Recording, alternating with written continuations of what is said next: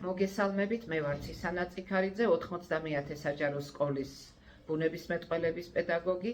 მე მინდა ჩემი გამოცდილების შესახებ მოგიყვეთ ბავშვობაში როგორ მქონდა შეხება აბრეშუმთან, კერძოდ აბრეშუმის ჭიის მურთან და როგორც ეძახიან გრენასთან და შემდეგ როგორ მიმდინარეობდა ჩემ ოჯახში მათი გამრავლება, მათი გამოყვება და მე მაგალითად ბავშვობაში თამაში მეგონა ეს. ჩემი მშობლები პედაგოგები იყვნენ, ეს იყო საბჭოთა კავშირის პერიოდი, მაშინ მასწავლებლებს ავალდებულებდნენ, რომ აუცილებელი იყო წელიწადში ერთხელ გაემრავლებინათ და მოეყვანათ აბრეშუმის ჭია და ამიტომ ყველას მეც და ჩემ დასაც ძალიან გვიხაროდა, როცა ოჯახში აბრეშუმის ჭიის მური მოქონდათ და ვიწყებდით მათ გამოყვებას.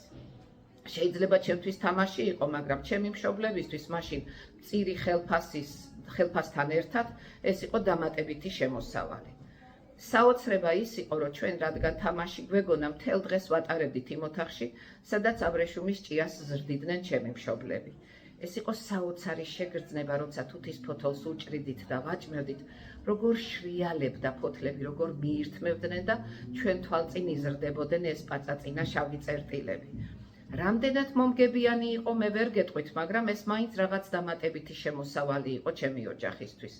მოსავლელად რთული იმდენად იყო, რომ ამდენი თუთის ფოთოლი არ იყო სოფელში და ალაზნის პირას დიდი მანქანით მიდიოდნენ ჩემი მშობლები და სხვა პედაგოგები და იქიდან მოჰქონდათ თუთის ფოთოლი.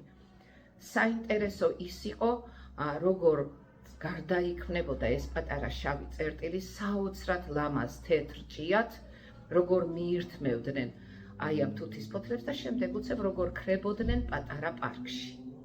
ეს ყველა პროცესი ბავშვობაში გავლილი მაქვს, მაგრამ ის რომ ჩვენ სახლში გამოგვეყენებინა აბრეშუმის პარკი, ძაფი ამოგვეხვია იქიდან, უბრალოდ იმ პარკებს ვიღებდით და ვახვევდით, რომლებიც გამოუსადეგარი იყო ჩასაბარებლად და მამამ პატარა დაზგა გაგვიკეთა მე და ჩემ დას და ვცდილობდით ამოგვეხვია ძაფი. სახლში ვერ ვიტოვებდით ვერაფერს, იმიტომ რომ არ შეიძლებოდა დატოვება პარკების, უბრალოდ რამოდენიმე გაფუჭებულ პარკს გვიტოვებდა მამა და ვთამაშობდით ჩვენ როგორ უნდა ამოგვეხვია ძაფი. დღევანდელ პერიოდს რომ უყურებ, მე ვფიქრობ, რომ საქართველოში უნდა აღორძინდეს აბრეშუმის წარმოება, რადგან საკმაოდ მომგებიანი, იმიტომ რომ მე ვხედავ, როგორი ძვირია აბრეშუმი დღეს არა მხოლოდ საქართველოში, არამედ მსოფლიო ბაზარზედაც.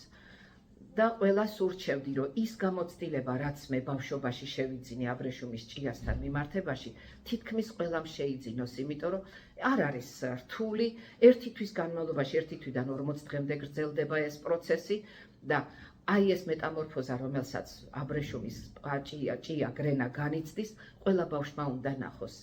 თავისი ხელით შეეხოს ბუნებას და არა მარტო ბუნებას, მერე შეიძლება სკოლაში სწავლის პერიოდში ნასწავლი ცხოვრებაში გამოიყენოს და ეს პროფესია განავითაროს. ეს არის ჩემი გამოცდილება, ჩემი პირადი აზრი, დანარჩენი უკვე თქვენთვის მომინდია. მადლობა ყურადღებისთვის.